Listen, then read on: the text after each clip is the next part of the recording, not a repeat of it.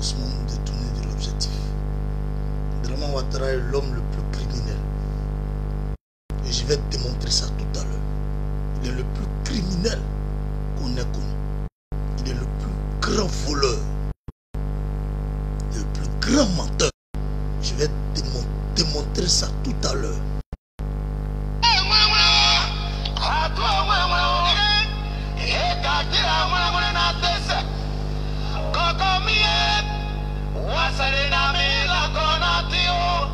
On m'a fait parler de Dieu.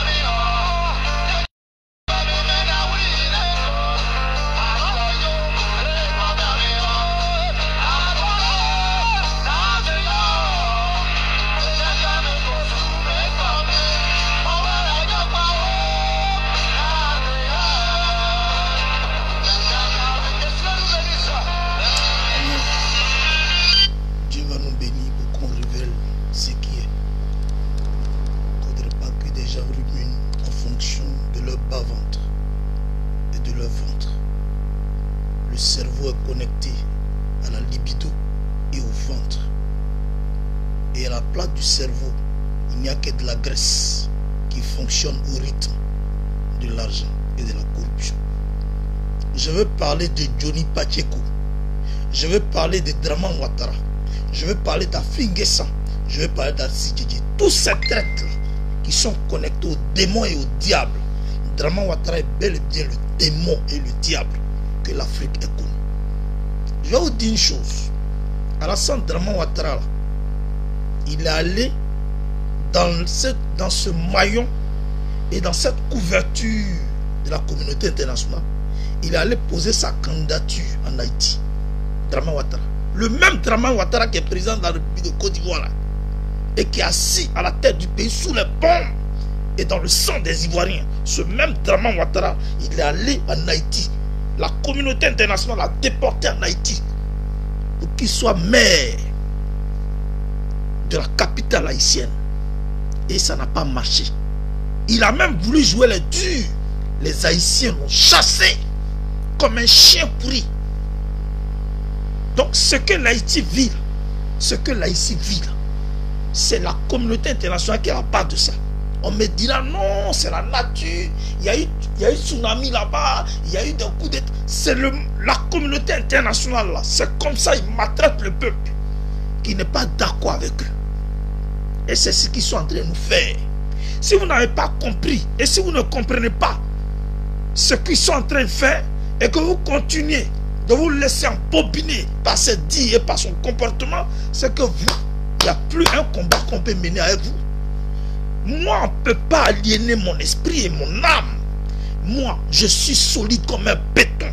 Ma tête, c'est connectée à la vérité. Et la vérité se trouve dans la personne du président Laurent Gbagbo. Je ne peux jamais me désolidariser de lui. Mais je vais dire à Draman, tu es un voleur, tu es un tueur, tu es un menteur. Et j'ai la preuve que tu es un voleur, tu es un tueur et tu es un menteur. Quand tu es arrivé, la pression de la communauté internationale, le vieux Oufo-Boigny qui avait besoin de crédit, n'a pas eu gain de cause. Mais ils ont demandé à Oufoué d'accepter Draman Ouattara comme Premier ministre pour redresser son économie. Et quand il est arrivé en tant que président du comité interministériel. Tout simplement, Draman Ouattara a dit en 100 jours, il allait redresser l'économie de la Côte d'Ivoire. À la suite de ça, ils ont fait de lui Premier ministre. En 100 jours, il n'a pas redressé l'économie de la Côte d'Ivoire. Voilà un menteur. En 100 jours, il n'a pas redressé l'économie de la Côte d'Ivoire. Mais vous savez ce qu'il a fait?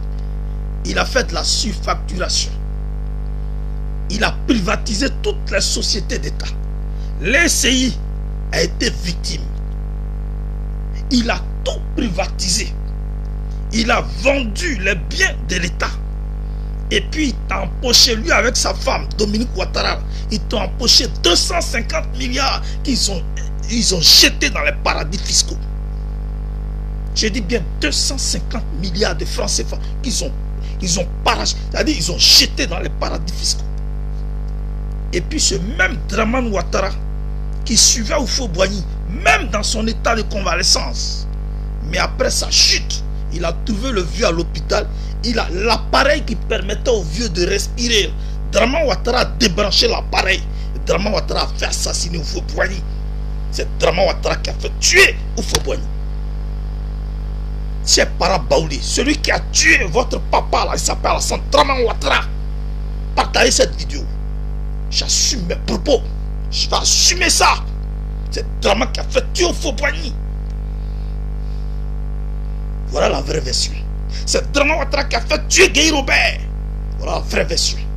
Ils sont tous des menteurs. Ils truquent l'histoire. Ils viennent nous mentir pour nous présenter du n'importe quoi afin d'accuser les innocentes personnes. Draman Ouattara, c'est le tueur des Ivoiriens. Il a massacré tout ce peuple guerrier de l'Ouest à Diokoui, où on va aller organiser la fête de la liberté. C'est Draman Ouattara qui a donné l'ordre pour que les Ivoiriens soient massacrés en grand nombre. Draman Ouattara. Même Draman Ouattara fait exécuter 80 gendarmes à Boaké.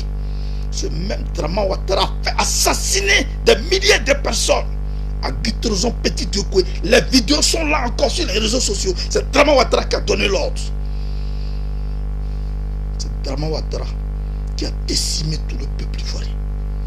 Draman Ouattara qui a fait assassiner Bogadoudou en complicité avec Blaise Compaoré. C'est Draman Ouattara, toujours le même.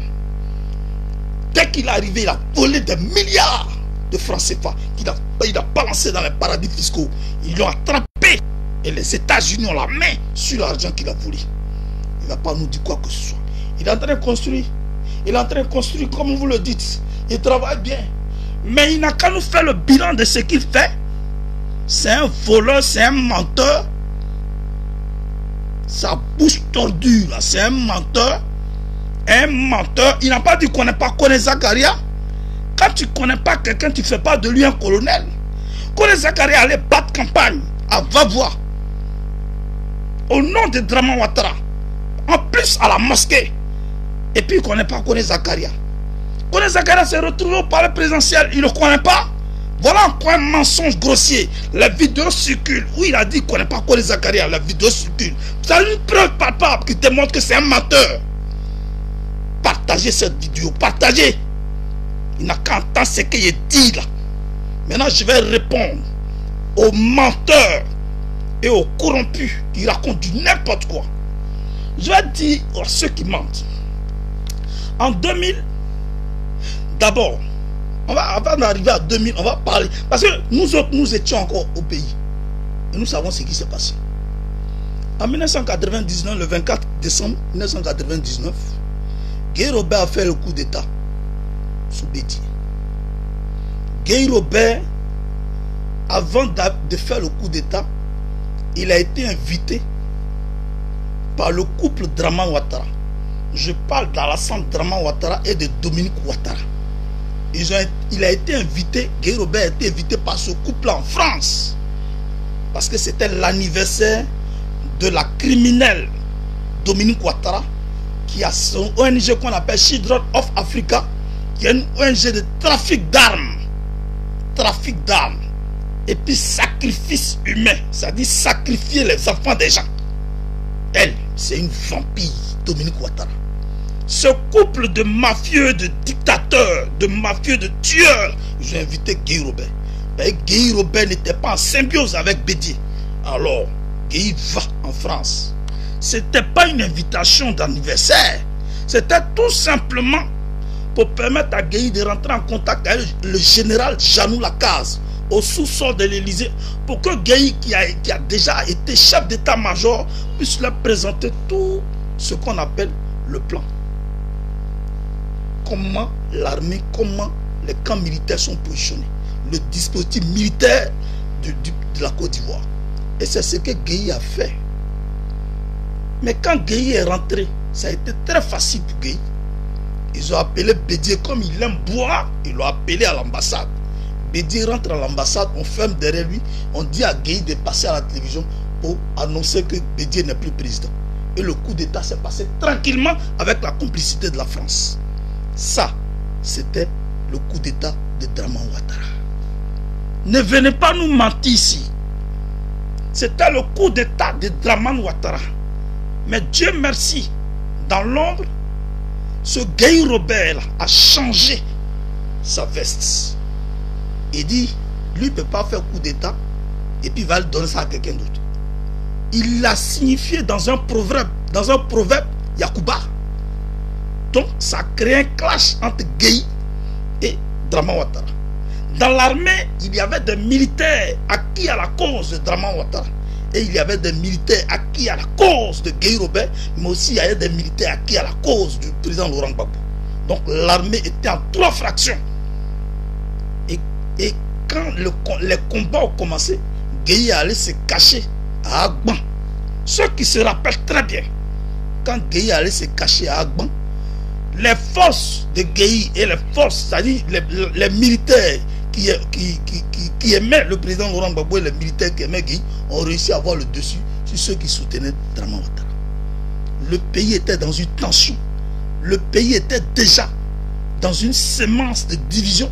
Le pays était déjà envenimé par toutes sortes de crises. Et le malheur planait sur le pays.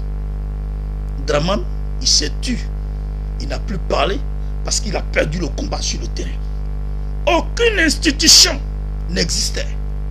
Parce que quand il y a un coup d'État, toutes les institutions ont été enterrées. Et le pays était dominé par un régime militaire.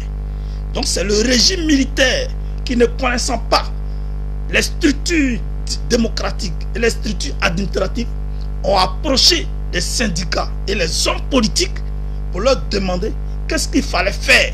C'est comme ça que le Front populaire ivoirien, dans son expertise, a commencé par expliquer terre à terre au président Guy Robert. Et le Front populaire a donné Lida Kwasi Moïse et certains cadres autour de Guy pour l'aider intellectuellement à reconstituer, c'est-à-dire à mettre sur pied les institutions de la République pour qu'il y ait une élection crédible et transparente. Et c'est ce qui a été fait. La commission électorale a été mise en place. le Conseil constitutionnel a été mis en place. Et puis, comment il fallait faire pour mettre sur pied la constitution qui régissait la Côte d'Ivoire dans un état de deuxième république. Et c'est ce qui a été fait. Quand les élections étaient organisées, Laurent Gbagbo était candidat. Tia Kone, qui était le président de la Cour suprême, je ne sais pas, il était président d'une institution, du Conseil constitutionnel, ou bien président de la Cour suprême. Lui, il a donné le résultat des candidats qui devaient être aptes pour les élections de 2000. Dramane Ouattara a été éliminé parce qu'il avait une identité douteuse. Donc, Laurent Gbagbo était tout à fait apte pour aller aux élections. Mais pour Gueye Robert, il fallait être en face de quelqu'un qui ne jouissait pas de la cote de la communauté internationale. Donc pour lui, avoir Laurent Gbagbo en face de lui, il allait le battre facilement. Parce que lui ne voyait pas le peuple. Lui, pour Gueye Robert, pour lui, le peuple est acquis à sa cause. D'ailleurs, il a mis le candidat du peuple. Mais il oubliait que Laurent Gbagbo a fait 30 ans de vie politique, 30 ans de carrière politique, où il a sillonné campements et hameaux, villages et régions. Il a fait pratiquement sur 11 000 villages, il a fait plus de 9 000 villages et campements, en train de parler de son programme. Il a oublié que le programme là est ancré dans l'esprit et dans le cœur des Ivoiriens. Et c'est comme ça que quand les élections ont eu lieu, Laurent Gbagbo s'est dit qu'il peut battre Gueye Robert, même s'il a les armes. Laurent Gbagbo l'a affronté. C'est ça qu'on appelle du gbagboïste. Et il a affronté Gueye Robert. Mais Laurent Gbagbo avait à côté de lui et autour de lui des hommes, des véritables penseurs. Je pense, à paix à son âme, Sangaré Abdraman. Je pense, à paix à son âme, Boga Doudou. Je pense au ministre Lida Kwasi Moïse. Je pense à Alphonse Touati. Je pense à toutes ces personnes, à Wadomero. Je pense à tous ces hommes intellectuels qui ont joué leur rôle dans tout ce schéma et qui ont permis à la Côte d'Ivoire de connaître ses cerveaux et qui ont marqué de leur empreinte dans le circuit et dans le processus politique et électoral de notre pays. Voilà qu'en 2000, les élections ont lieu, dont Honoré Gueye assure la tête de la commission électorale. Pendant qu'Honoré Gueye est en train de proclamer les résultats, il est automatiquement arrêté, il est stoppé, il est arrêté, il est trimballé comme un chien pourri, il a été bastonné sauvagement. Honoré Gueye ne répondait plus de ses mouvements physiques. Et c'est Gueye Robert qui sort pour donner le résultat des élections. Moi, Gueye Robert, j'ai gagné les élections. Je suis désormais le président de la Deuxième République. Quand Gueye Robert le dit, Laurent Gbagbo lui sort pour dire: ah, les élections ont eu lieu, vous m'avez voté. Vous m'avez voté. Mais on refuse de me donner ma victoire. La victoire que vous m'avez donnée là, on refuse de me donner ça. Quand le peuple a entendu, parce que le peuple danse au rythme de son leader, le peuple ayant entendu cela, le peuple est sorti. Pendant ce temps, dans l'ombre, toute l'armée qui était acquise à la cause de Gueye Robert s'est déchirée en fractions. Il y avait un camp qui soutenait le peuple et il y avait un camp qui soutenait Gueye Robert. Quand on ne sait rien, on ne vient pas raconter des bobards parce qu'on a acheté ton âme, tu viens dire n'importe quoi. Menteur que tu es, Tony Pacheco, grand menteur devant l'Éternel. Pourquoi tu mens comme ça? Et puis, le peuple. Mais avant que Gueye ne parte, on ne dit pas aux Ivoiriens. Boka Yapi a fait tuer les Ivoiriens, massacrer les Ivoiriens qui se sont opposés. Ça, vous ne dites pas ça? Et puis, ce qui est grave, le RDR qui n'a pas participé à aucune élection, qui n'a même pas été apte à aller aux élections, appelle ses militants dans la rue, ou dans les rues. Et le porte-parole du RDR à l'époque, c'était Ali Koulibaly. Quelqu'un ne va pas me dire que c'est faux. Cliquez sur RFI en 2000. Vous allez voir les propos d'Ali Koulibaly qui appelle ses militants dans la rue parce que le pouvoir se trouve dans la rue. Gueye Robert crée le chaos. Le RDR vient créer le chaos. C'est Gbagbo Laurent qui a fait coup d'état là. L'armée est obligée de prendre celui que le peuple réclame. C'est comme ça que lui, il est venu s'asseoir pour dire désormais, la vie peut continuer à partir d'aujourd'hui. C'est moi qui dirige le pays, c'est moi qui ai gagné les élections. Ce n'est pas un coup d'État, c'est la normalité qui est là. Puisqu'Honoré Guy a été frappé, il est à l'hôpital, il peut proclamer le résultat là. Les institutions ont été mises à mort par Guy Robert. Guy Robert lui-même, il a bafoué les institutions et puis il s'est autoproclamé président. Il a eu la réponse du peuple. Donc quand le peuple a réclamé Laurent Gbagbo, c'est comme ça que l'armée allait le prendre. Laurent Gbagbo, avant qu'il ne sorte pour parler, il allait dans une chambre chez un journaliste dont je tais le nom pour aller demander à Dieu. Si c'est Dieu qui l'a appelé à diriger le pays, en tout cas, Dieu n'a qu'à rétablir l'ordre. Pendant qu'il était en train de prier, on le cherchait. On le cherchait. Et il était obligé de se rendre. Laurent Gbagbo s'est caché au sous-sol dans un immeuble au plateau. Quand ça tirait, il était avec le ministre Lida Kwasi Moïse. Parce que la France ne voulait pas voir Laurent Gbagbo. Donc c'est elle qui alimentait un groupe de militaires à se rebeller. Et le combat était farouche. Ce n'a pas été un coup d'État. C'est plutôt le peuple qui a réclamé sa dignité, qui a réclamé son droit. Et le peuple a eu gain de cause. On venait d'avoir notre liberté politique. Ça s'appelle le combat de la liberté politique. Maintenant, Laurent Gbagbo assis au pouvoir, il nous restait le combat économique et le combat diplomatique et le combat militaire. Maintenant, Johnny, ta part, c'est dans le combat militaire. Quel rôle tu as joué dedans? Faut rien. Toi, tu es MDL, d'après toi. Tu es un vaurien. Tu racontes du n'importe quoi.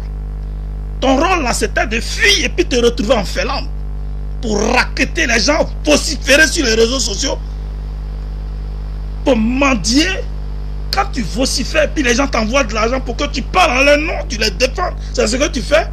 Mais je fais cette vidéo pour que les plus faibles sachent réellement que tu es dans le faux et que tu ne réponds à rien du tout. En toi, il n'y a que le vide. Tu n'es plus crédible et tu ne seras plus crédible dans mon esprit et dans l'esprit de tous les Ivoiriens. J'en ai terminé. C'était ma réponse. Les plus faibles, écoutez la vidéo et que Dieu vous bénisse. Parce que je n'étais pas content. Quand je fais une vidéo et que j'ai un sujet que je veux débattre, que je veux expliquer, on me laisse expliquer. Quand j'ai fini, là on peut me poser des questions. Mais je souhaiterais que de façon unanime, en grand nom, on se retrouve à Diokwe du 26 au 27 avril de ce mois, parce que le président Laurent Gbagbo sera bel et bien là-bas. Notre mentor et notre président, notre chef, la dignité faite chère, la démocratie faite chère, sera bel et bien en Côte d'Ivoire. Que Dieu nous bénisse. Je vous remercie. On est à plus. On est à demain.